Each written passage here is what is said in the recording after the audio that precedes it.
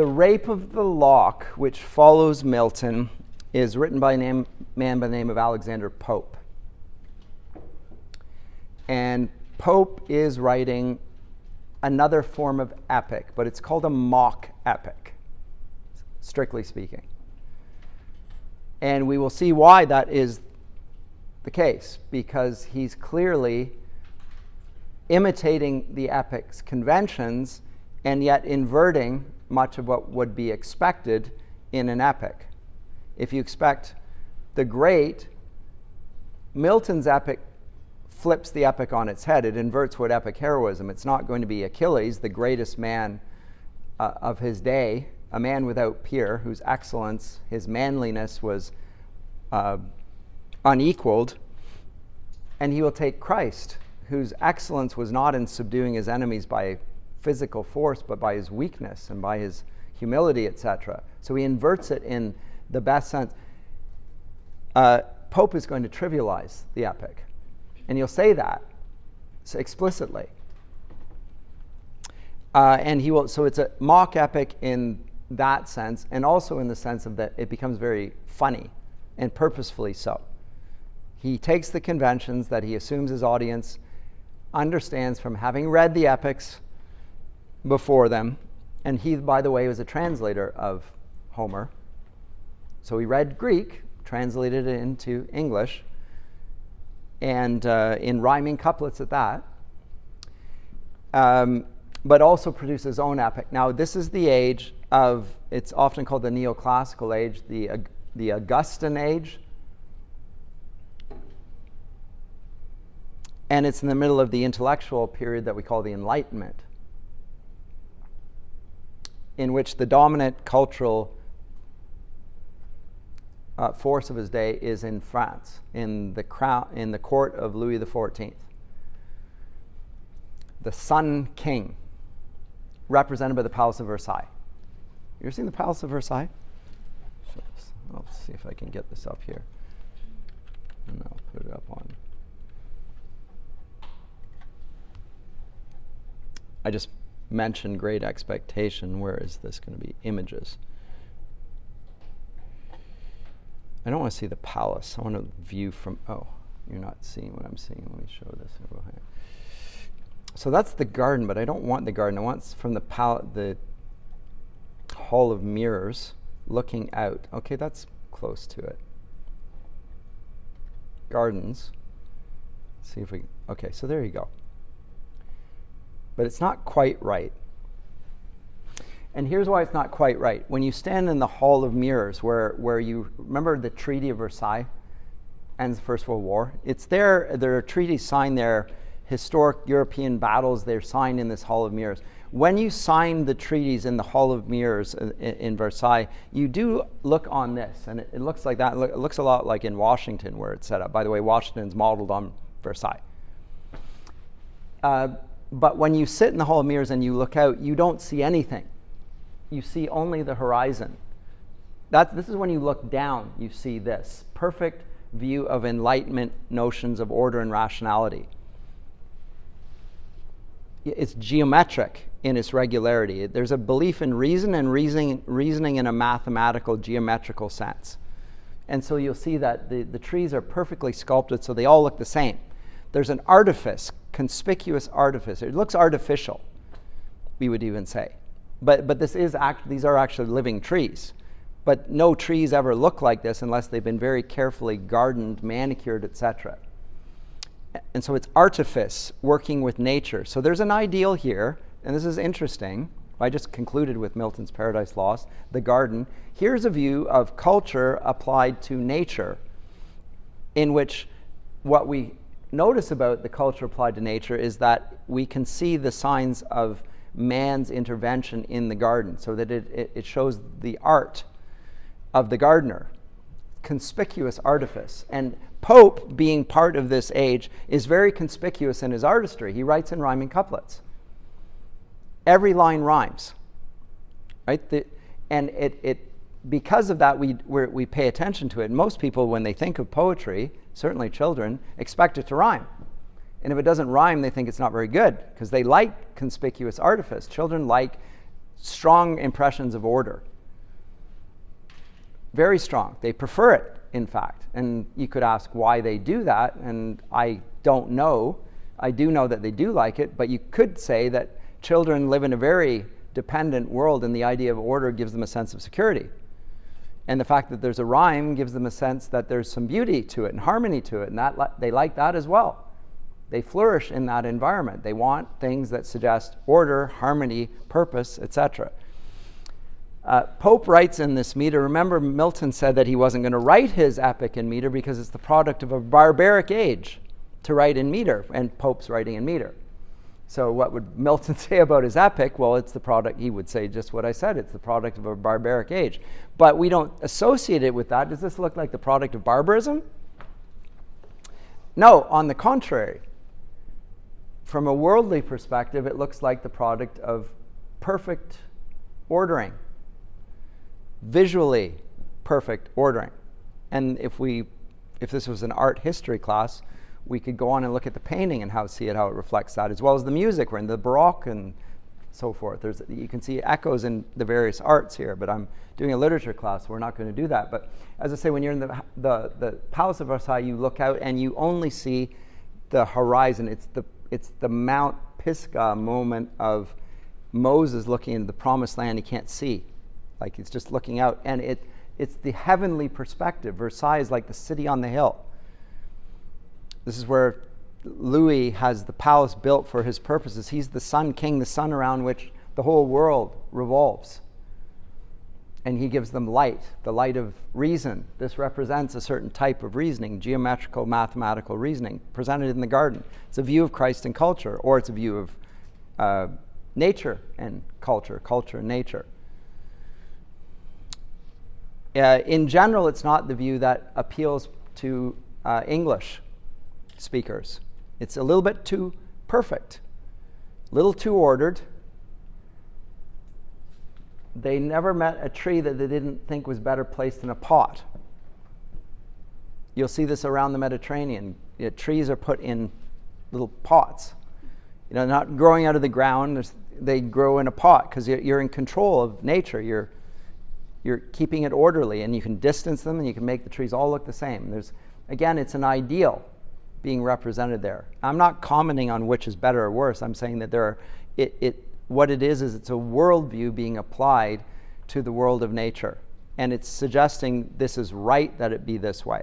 So this is the age of reason, the age of the Enlightenment. It's represented in terms of the horticulture. And it's also represented in architecture. And it suggests that the king is above all the other people. Right? He looks down and he sees nothing. In terms of the politics of the day, I said that the king in the French political scene is right in the center of his parliament, and to his right are the nobility and the clergy. On his right, on his left are the commoners, the third estate. Eventually, the third estate, the commoners, are going to be so unhappy with the Sun King being up on his high hill, not even having anything to do with humanity, that they're going to take off his head as well and bring about a French Revolution and flatten everything in terms of equality. They're going to appeal to liberty, equality, fraternity. We're all the same. We're brothers. We're all equal. And that's another form of mathematics, by the way. You just cut everything down and make it all concrete.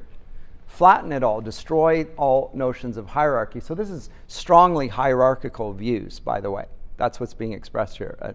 A very rigid, and this is the age, in terms of politics, of enlightened absolutism. That's what you'll hear it's called in your history subjects. It's called enlightened absolutism, where the monarch has absolute rule and does so in accordance with reason. And he's going to reorganize society in accordance with mathematics. So he's going to direct everything as if he were the only legitimate ruler. What do you call that? Absolutism. Or despotism sometimes, depends whether you like it or don't like it. Now note, in whenever we're dealing with politics, Christians are, and they're thinking about this. I'm going off script here. I don't know what script. Romans 13 is going to talk about obeying those in positions of authority, etc. Right? You heard it during COVID. We ought to. So, is Louis the only authority? Because he thinks he is. He thinks he has the divine right. He has an absolute divine right. He represents God on earth. He's wielding his power in this way. Is it right that he wield his power in this way? And should the church just simply accept that and say that that's it? That's the end of the story. Is there no other powers? Is there no other authorities there in the Kingdom of France? The outcome of this absolutism is tyranny. And the French people can't stand it, and eventually they rebel. Because Marie Antoinette, when she hears the people don't have bread, she says, well, let them eat cake. It's unimaginable to her that she should experience poverty. They don't have bread. Well, let them eat cake. That's what she would do then. Well, they don't have bread and cake then. They don't have bread or cake. It never occurred to her because she never consorted with them. I think there's more that can be said about authorities than the political authority at the center of the monarchy. And one of the authorities is that of the family. Adam is an authority. He's the head of, first of all, he has authority over himself. There's such a thing as self-governance. It's what you're supposed to do in education. You learn to govern yourself. Plato says that in the Republic, right? I'm going to teach you the right role of reason in relation to the passions. Use your will, the spirited element. This is how you guide yourself and become a just individual. Let me show you how it looks in politics. The people who represent reason should be ruling over the passions, etc. Here's the right ordering there, but he's acknowledging different forms of authority. This is just the authority of the person at the top dictating to other people. Now, so in a sense, it represents the very thing that Milton had and the Republicans had just repudiated in Charles I, namely absolute tyranny, without any checks or balances on the power of the king. Does that make sense? But he's looking out and he does not see this. But now when he looks down to the earth, he sees that the divine perfection of number, they will impose eventually a decimal system after the French Revolution, and they'll even have a 10-day week, by the way. Everything gets numbered 10 because that's orderly, etc. Everything, though, reflects that geometric precision. So if you drive there, it looks perfect. Not a blade of grass is out of place. Everything's green. Perfectly spaced, ordered, etc. So, in the Rape of the Lock, that's the context. That time period. Alexander Pope is Catholic, having said that. He is writing in England after the glorious revolution of 1688, a bloodless revolution. So Charles II comes onto the throne. He puts Milton under house arrest. Eventually he's gone. William of Orange comes in, and William and Mary bring in a sort of a bloodless revolution, and Protestantism or Anglicanism becomes the orthodoxy in England. And what that means is that if you are not an Anglican, you are going to be excluded from positions of authority. You cannot occupy a public office. You cannot go to a university. You can't go to Oxford or Cambridge. Pope, in other words, was discriminated against by virtue of being Catholic. That didn't mean he had no influence or no role to play in life, but he did experience that position of being a religious minority. I would say that he had it better than the Huguenots did in France, having said that. They were massacred, the French Protestants. But he grew up with that, and nonetheless, he was the great writer of his day and much beloved. He suffered rather significantly. I can't remember what the exact ailment was, but he was hunchbacked and dwarfish, but brilliant and much loved. And he wrote this, and there's a lot of irony in the work. And there's some degree, this is also sometimes called the age of satire. But it's not satire of the sort that Jesus uses when he attacks the Pharisees. You whitewashed sepulchres, he says. Savage, destructive. Whenever we think of Jesus, he's never spoken an unkind word to anyone. We'll tell that to the Pharisees. He employs a certain type of satire. Here we have a different type of satire. It's a very genteel, polite, mild, corrective, but there's a little bit of vinegar there. It's a little abrasive, but it's a fine-grained sandpaper. It's not the coarse stuff. Let alone is it going to flay you and take your skin off. Like Jesus, when Jesus speaks to the Pharisees, by the way, he only does this to the Pharisees, the false teachers. He destroys them. Brood of vipers. That's not kind speech. It's reserved for the false teachers. There he does employ it. Should Christians be able to do this? Yes, they should in a particular context. So you think about that as well then. But you shouldn't just say nice things to everybody. But that's a little off topic, and you're going to want me because I went there, so now you're going to go ahead. I would also say, I think I can't remember if it's John or Luke, but before I sent you out and you didn't have a money bag or a backpack and you lack anything, no, we did not. But now I send you out and I tell you, I'm paraphrasing here, to bring he who has a knapsack to bring it, he who has a money bag to bring it, and he who does not have a sword to sell his cloak and buy one. Yep. Right? Mm-hmm. Self-defense at any rate. Mm-hmm. Yeah. On the other hand, when Peter cuts off the man's ear who's about to arrest him, he restores the ear and said, don't do that. That's not my sort. I'm not starting an insurrection here. Yeah. It's not that's not what we're here to do. Yeah. But he's not advocating pacifism. No. In general, that's not what we get there. But you're right. And I'm right. That's going to lead us off topic here. But yes, you need to read carefully what's being said in Scripture and not assume it says certain things. But this is he calls it a heroic comical poem in 5 cantos. Forget the apostrophe S. This is a grammatical mistake. Don't repeat this, by the way. This is internet stuff.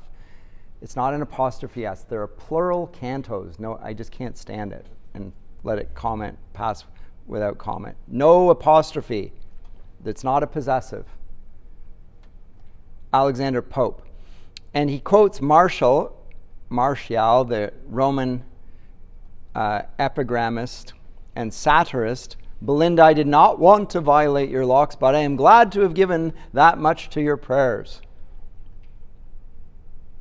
As it notes here, comment 2, it suggests the beginning of the Iliad.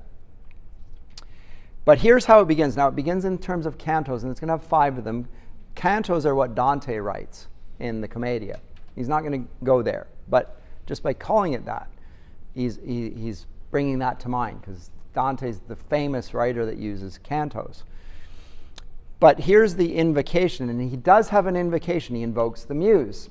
The muse in this case is his friend, Carol, a man. He's not going to abuse a heavenly being. It's a friend of his by the name of Carol, Caryll. And rather than an epic subject matter, like they're at the walls of Troy, an epic event, or returning from the Battle of Troy, or the founding of the Roman Empire, or the loss of Eden till one greater man restore it. What's the epic subject matter of Alexander Pope? What dire offense from amorous causes springs? What mighty contests rise from trivial things? I sing this verse to Carol. Muse is due. This even Belinda may vouchsafe to view. Slight is the subject, but not so the praise, if she inspire and he approve my lays. Say what strange motive, goddess, could compel a well-bred lord to assault a gentle belle. Oh, say what stranger cause, yet unexplored, could make a gentle belle reject a lord? And dwells such rage in softest bosoms then, and lodge such daring souls in little men? So this is the invocation of the muse. And what is he going to discuss?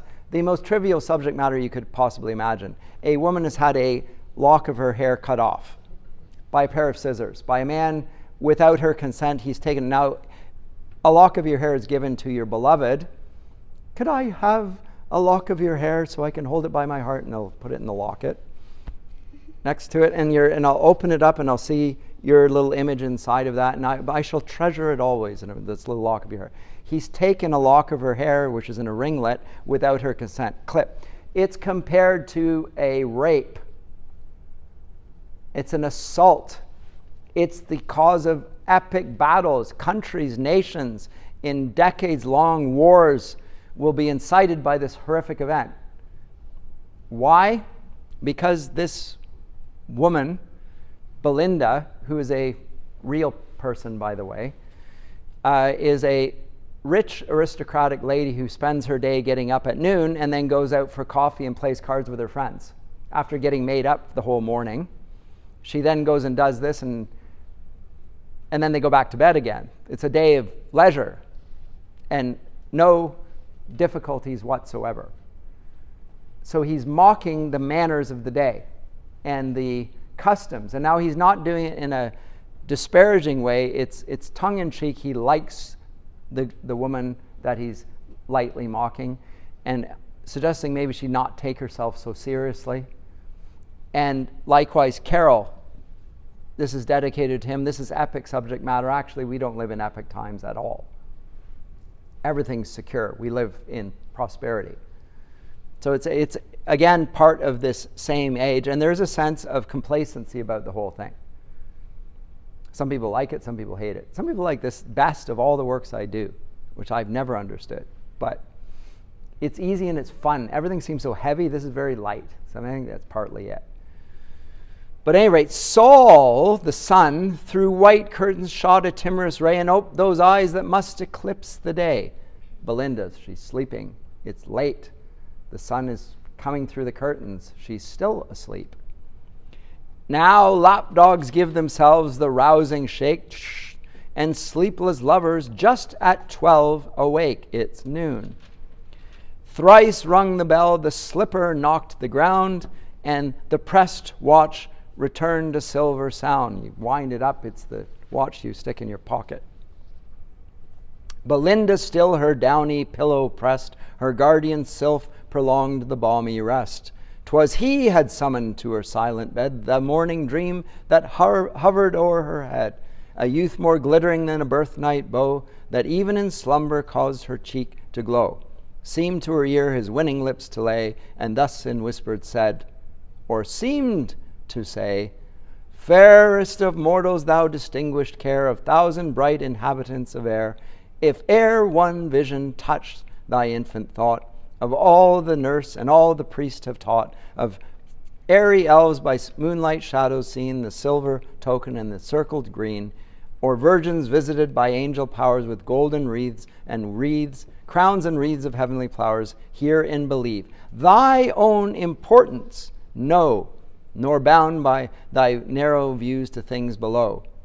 So it's basically going to speak of the tremendous importance of this aristocratic young woman who sleeps all day until she decides to get up. And she has lap dogs, and she'll sit there and she'll have attendants, and they'll make up her hair, and they'll bring her clothes, and they'll make sure everything's in a state of perfection so that when she comes out in public, she looks perfect, like an angel. Pope will invoke Rosicrucian imagery here. Rosicrucianism is a sort of a... Sorry? Yeah. That's part of it. And there will be 4 types of beings here. There are sylphs, there are nymphs, there are gnomes, and there are, I don't even remember, sprites. We'll come to them eventually. And they're going to be the supernatural forces in here. Again, I don't think he takes this too seriously, but yes, the Age of Enlightenment is when Freemasonry is widely being practiced, widely, including the Palace of Versailles, etc. People are very interested in that these days. Yes? Did they kind of like unite Freemasonry with Anglicanism at the time? He's not an Anglican, he's a Catholic. So, And so in Francis as well, right? so would none of it like contradict their religion, or did Yes. Would, of course. Freemasonry is it's Gnostic and it's cultish. Yeah, so how did they It's a secret society. how did they kind of follow both of those? They didn't. I mean, how did they follow it? They didn't understand that the integrity of the one was at stake in the embrace of the other. But it was a part of the elites, and there again, even the working classes. The secret handshakes, the initiations, and so forth. Further into it, yes, but it's in this same period of the Enlightenment that we find secret societies forming. People are interested in this. Okay, go ahead. Is that maybe in response to the overwhelming amount of reason and appeal to reason in the Enlightenment? Is it a response to the overwhelming emphasis on rationality in the Enlightenment? It might well be. Because it's a sort of a mysticism. And with that, there's a lot of occultic stuff as well, and some demonic things. I mean, clearly. Is that where all the witch hunts come in? Or is that No, it's before this. The witch hunts, that sort of, no, that predates this at any rate, because this is the early 18th century. And if you're thinking of the Salem witch trials and so forth, that's back in the 17th century. That's a slightly different thing. But if you look at in the American period, you can see signs of the Enlightenment there, even like the eye and the pyramid and stuff on the dollar bills, and you can see it in the architecture of Washington and also in Paris and so forth, and even in Toronto you can see signs of Freemasonry here in older cities and some of the older architecture.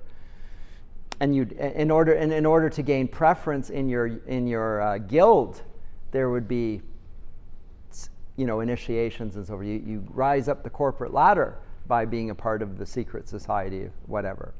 But that's irrelevant to the poem, actually, per se. But you're still interested in this, so please. No, I was just asking, what was that first term they used that started with an R? Rosicrucian? Yeah, probably so. Rosicrucian.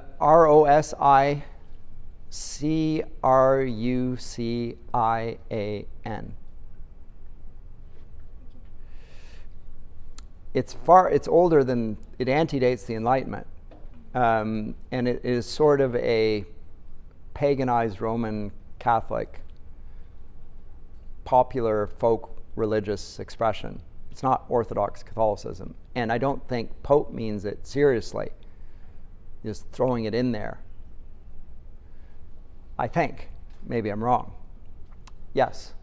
I just wanted to say there's a huge lodge at DuPont and Young. Yes, there is. Info lodge. I met a fellow who's so interested in this. He took me around Toronto one time in a walking tour, and he said, see this, and yeah, it's like, One on Azazel Street. so you know more about this Azazel? Azazel. That's unfortunate. Yeah, I know. Right in Junction, in fact. But I also wanted to ask about, not to like put on my tinfoil hat, but the society was formed initially, as I understand it, to give refuge to scientists that were practicing, that were contesting the teachings of the Vatican at the time. Yep. As I understand it. But aren't all any Catholics in here? Even if there are, they're going to be on. Isn't the Vatican, like, a lot of their members are actually Masons as well? I don't know. You will hear it, and certainly in the Anglican Church, I heard about it when I was there, and in religious orders, they try and infiltrate multiple societies. So religious orders, as I said, guilds, churches, legal societies, politics, etc.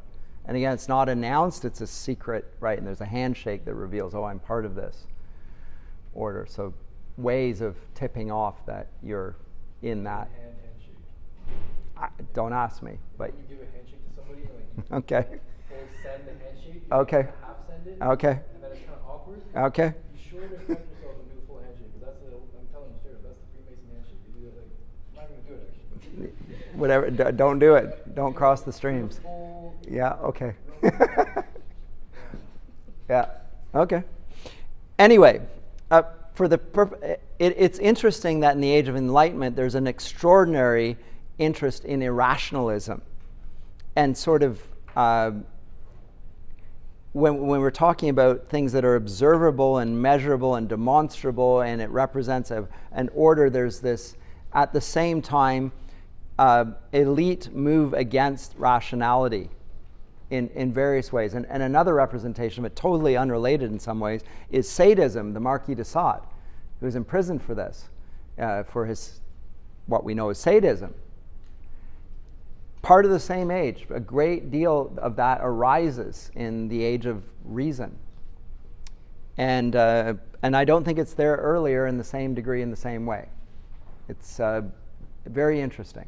But I'm not here to talk too much about that, but to talk about the poem.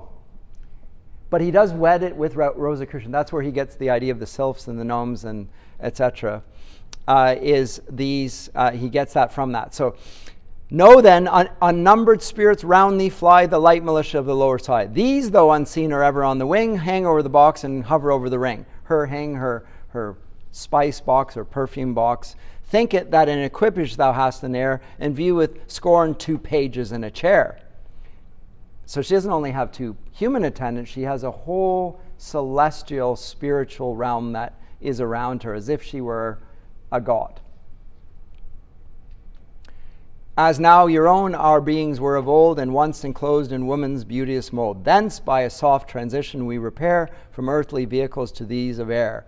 Think not, when woman's transient breath is fled, that all her vanities at once are dead. Again, don't take him too seriously, but woman's vanity lives beyond the grave.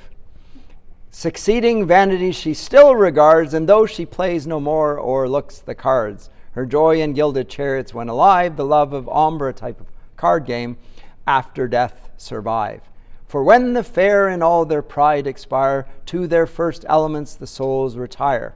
The sprites of fiery termagants in flame mount up and take a salamander's name. Sorry, that's the other one. So those that are marked by fire, there's the earth, air, fire, and water. Those that are more fiery become salamanders. Those that are more watery become nymphs. Those who are more earthy become gnomes. And those that are more airy become sylphs. He is just using it as earth, air, fire, water, and attributing beings to it. In Elizabethan physiology, they'll give the humors of the body to certain temperaments that will arise from these elements, etc. Yes? Aren't these hermetical concepts? Sure, but he doesn't take it seriously. Yeah. Or does he? You think he might. I don't know. And I don't care, particularly. Pope? I have no idea. I don't know. I don't know, and it might be interesting. Does he talk about alchemy at all? Yes. Magic? Well, sort of. Sort of, yeah. But, yeah. So again, in this age, the Age of Reason, there is a great deal of revision to what would be called superstitious, magical beliefs. And how thoroughly one held to those beliefs is questionable. Like, do people that are initiated into certain clubs, do they actually believe it, or are they just going along with it? Well, to rise up in the ranks of that, you have to be a true believer. Right? And you have to do certain things to prove that. There are certain rites of initiation and so forth. But just to be a member, well, you're associated with it. So maybe he is. Does he really believe it? I don't think so. Not from what I've read of the rest of Pope. Essay on Man and various other works, I don't think that he's committed to that in a serious way. But he certainly puts it there. And it's unimaginable in Milton's day. Unimaginable for Milton to write in these terms. He wouldn't find it mockery. This is just debauchery, demonic in some ways. So no farther yet. Whoever fair and chaste rejects mankind is by some sylph embraced. So the type of person who's a misanthrope. A sylph is influencing, so this type of spirit. For spirits freed from mortal laws with ease assume what sexes and what shapes they please, what guards the purity of melting maids and courtly balls and midnight masquerades, safe from the treacherous friend and daring spark and the glance by day, the whisper in the dark, when kind occasion prompts their warm desires, when music softens and when dancing fires. 'Tis but their sylph, the wise celestialists know, though honor is the word with men below. So sylphs will mark a certain type of woman. Gnome or nymphs will mark another type. So he's going to explain character in accordance with a spiritual influence. In my Shakespeare class, I talked about the humors of the body in accordance with Renaissance psychology. It's not Renaissance, it goes all the way back to the ancient Greeks. That's how they understand the human body to work in terms of compositions of elements. And you treat them by, among other things, and you've seen this in movies, bleeding. You got too much blood in you. So how do we heal? Because you have a fever. That means you got too much blood. We'll just let some blood out of you. We'll cut you, or we'll cup you and heat and all sorts of ways of dealing with the imbalance in your body. And some people are just prone to be hotheads. And they got to cool down. You got to moderate them. And how do you do it? Again, they've got too much blood. Well, you bleed them. Bleeding's almost always a lot of people die from bleeding. Anyway, some nymphs there are, too conscious of their face, for life predestined to the gnome's embrace. These swell their prospects and exalt their pride when offered disdain and love denied. Then gay ideas crowd the vacant brain, while peers and dukes and all their sweeping train, and garters, stars, and coronets appear, and in soft sounds your grace salutes their ear. 'Tis these that early taint the female soul, instruct the eyes of young coquettes to roll, teach infant cheeks a hidden blush to know, and little hearts to flutter at a bow. Oft when the world imagine women stray, the sylphs through mystic mazes guide their way. So it gives a supernatural, quasi-supernatural explanation for human actions. Is Pope serious about this? It's a mock epic. So I don't think so. I don't think he's actually allying himself, advocating it.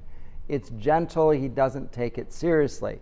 Should he use it? We can disagree on that. It's very accurate though. Like, not to the real situation, but to what those occult beliefs. They will say it's because of the influence of bad spirits. And here are the spirits and its spiritual powers. And again, in the age of reason, they say, you know what? Reason doesn't really explain everything that happens around us. There's something else going on here. There are spiritual forces at work. And what's the nature of those spiritual? Well, now they name them. But even the details. Even down to the details. So he's getting this from that. And does he actually believe this? He's adopting it for the purposes of his mock epic. And applying it to trivial things. Does that mean that he's recommending it? I personally don't think so, but I could be persuaded. At least it's there. That we can show, and we can demonstrate that.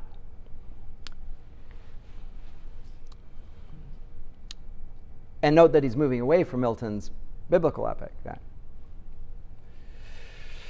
Of these am I, who thy protection claim, a watchful sprite, and Ariel is my name. Ariel is the name of the sprite that's used in Shakespeare's The Tempest. Helpful spirit, Prospero employs. But here she's female. Late as I ranged the crystal wilds of air, in the clear mirror of thy ruling star I saw, alas, some dread event impend, ere to the main this morning sun descend. But heaven reveals not what, or how, or where. Warned by this thy sylph, O pious maid, beware. This to disclose is all thy guardian can. Beware of all, but most beware of man.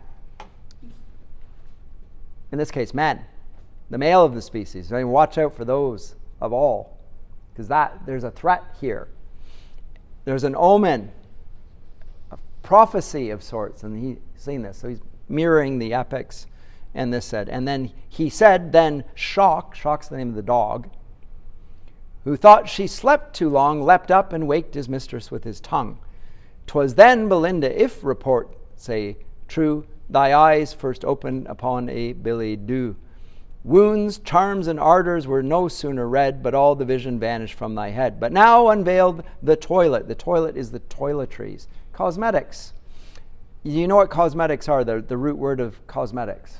Have I said this in this class before? I don't even know if I have. Okay, well, I'll repeat myself anyway, because not even, last semester. Okay.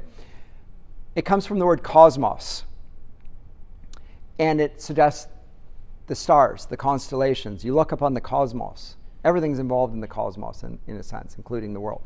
But you look up and you look at the stars, and what do you think? Beautiful.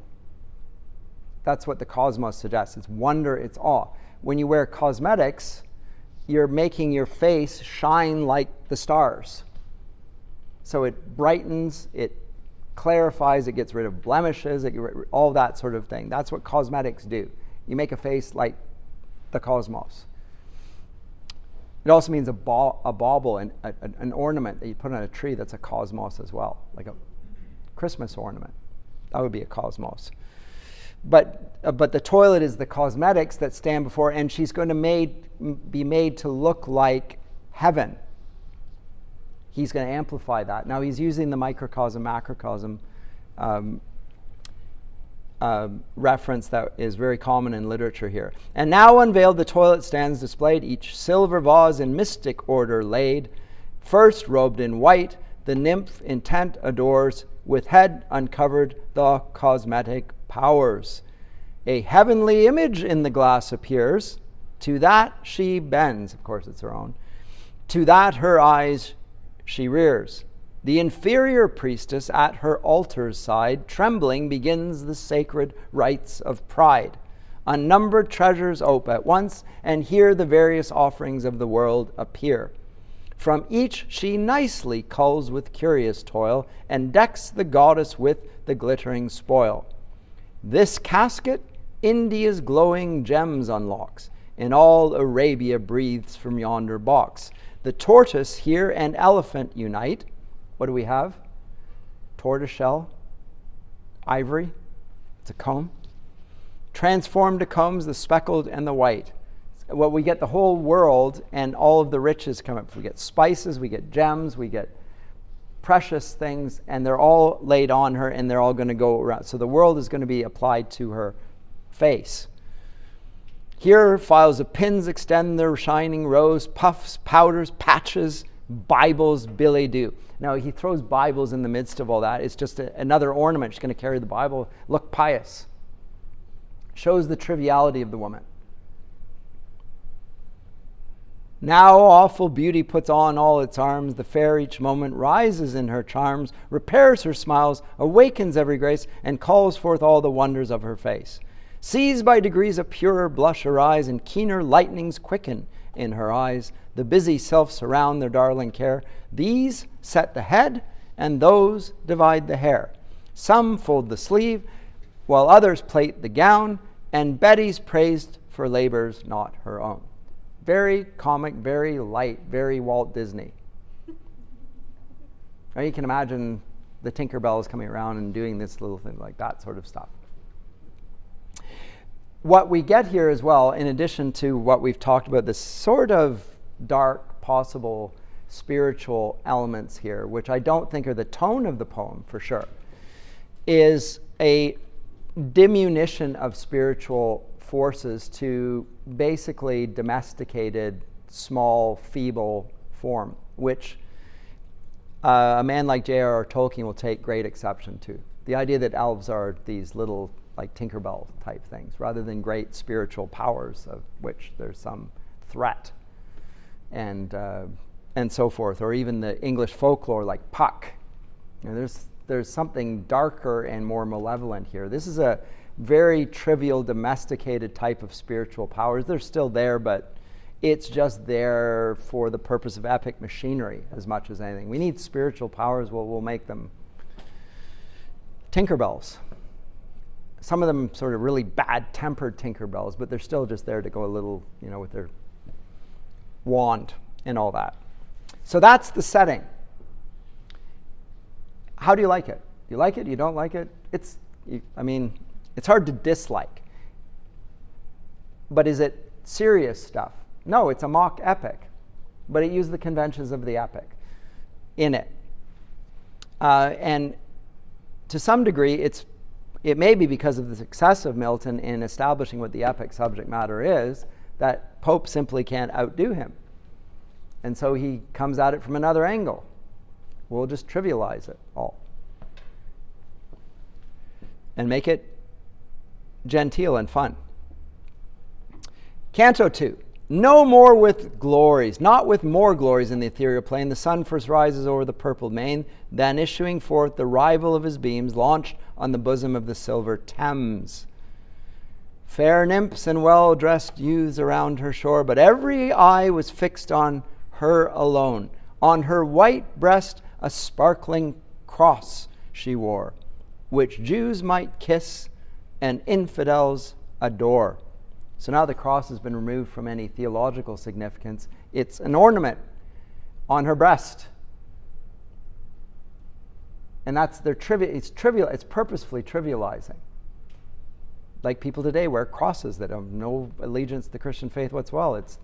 It's bling. Belinda's got bling around her neck. That's it. You think it's funny when I use those. So anyway.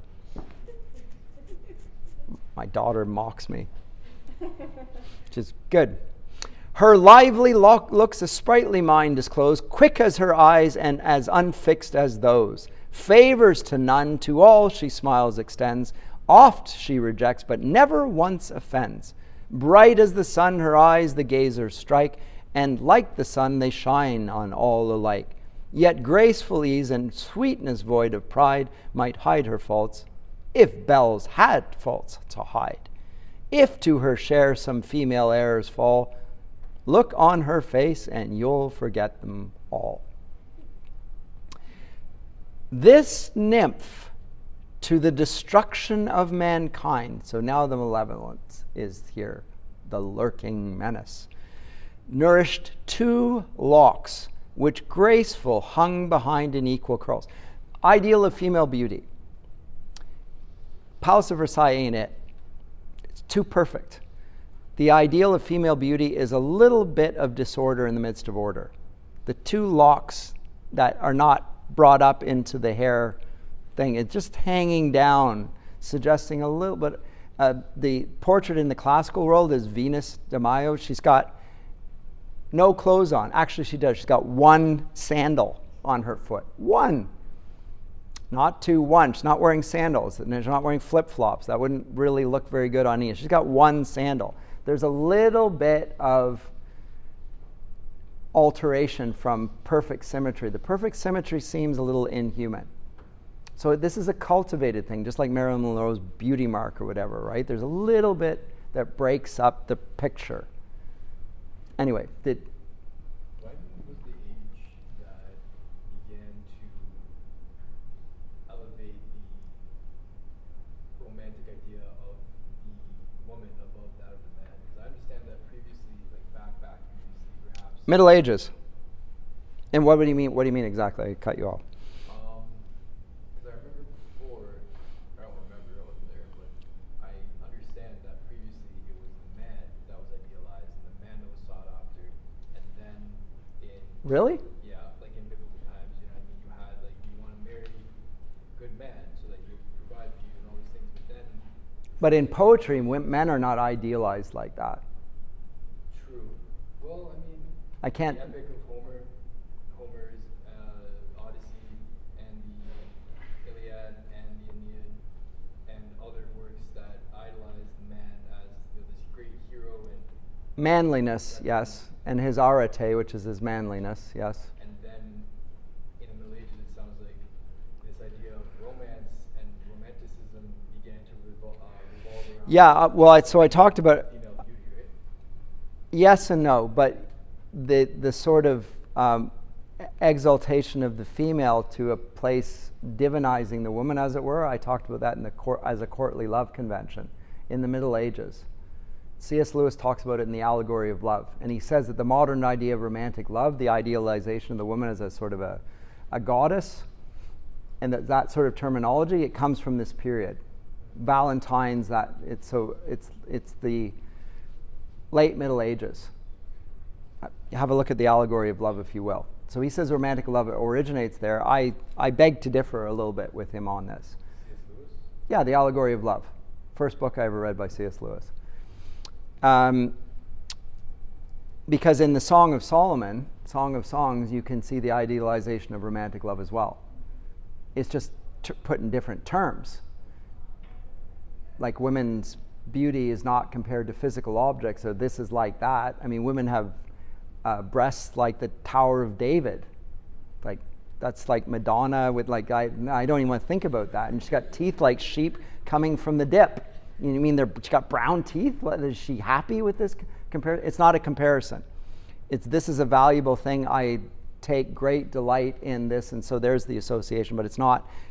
Your teeth look brown, and here, I will stop my comparisons before I get myself in trouble. But it's not, it's a different type of, but it's love poetry all the same. And she is his ideal, and he is her ideal. That poetry is there in scripture even. Yes? And isn't Odysseus' wife, isn't she praised? She is, absolutely. Penelope. Yeah. Mm-hmm. She's an idealized woman, yes, in certain ways. So, yeah.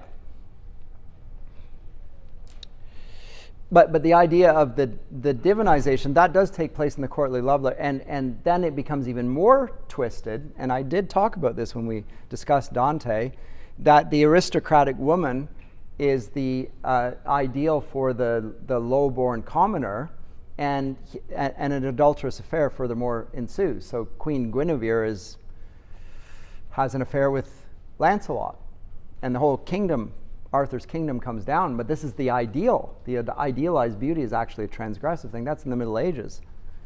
So it's long before this. But anyway, no more. Because I'm not even getting, I started behind and I'm digging further behind as time goes by. We can talk after class if you want. But she nourished these two locks, and I'm not going to get through the whole thing and read all it anyway. But this is the whole subject of interest, is two little locks of her hair at the back of her head. The whole story depends on these two little locks of her hair, which are sort of when she walks, they bounce a little bit. Oh, look at her hair.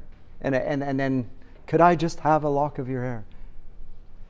Only one. So, with shining ringlets her smooth ivory neck, love in these labyrinths his slaves detains, and mighty hearts are held in slender chains. With hairy springs we the birds betray, slight lines of hair surprise the finny prey, like a fishing line.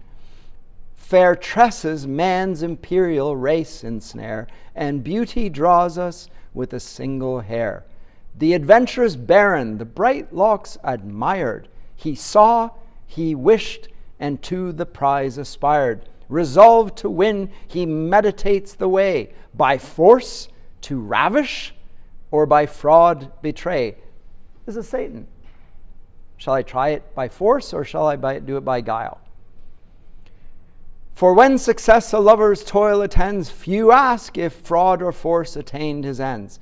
For this ere Phoebus rose, the sun rose, he had implored propitious heaven, and every power adored, but chiefly love, to love an altar built, of 12 vast French romances neatly gilt. There lay 3 garters, half a pair of gloves, and all the trophies of his former loves.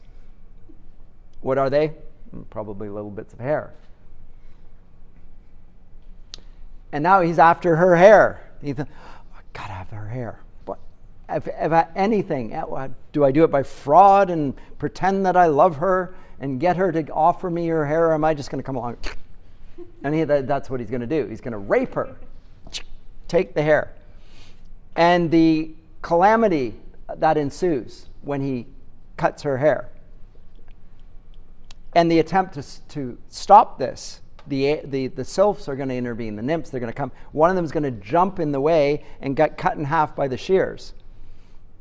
Or the ones that were protecting the hair, specifically, they're there to protect their hair. They do anything to stop this, and they throw themselves, they get cut in half, and then, of course, they come back together because they're nymphs. But anyway, down she goes, and first of all, the warning from Ariel. There's an enemy abroad in the garden, just like in Milton's Paradise Lost. There's an enemy, so watch out. Today, there's omens. Make sure this doesn't happen. Ye sylphs and sylphids, to your chief give ear. Fays, fairies, genii, elves, and demons hear. Ye know the spheres and various tasks assigned by laws eternal to the aerial kind. Some in the fields of purest ether play and bask and whiten in the blaze of day, and some do this. But she says, our humbler province is to tend the fair. Not a less pleasing, though less glorious care, to save the powder from too rude a gale. So what is their job in life? Make sure that the powder on the cosmetic stand doesn't get spilled over by a breeze. It puffs it out and it creates a mess. That's what they're there to do. Nor let the imprisoned essences exhale. So the perfume jar, make sure that the cap's on it.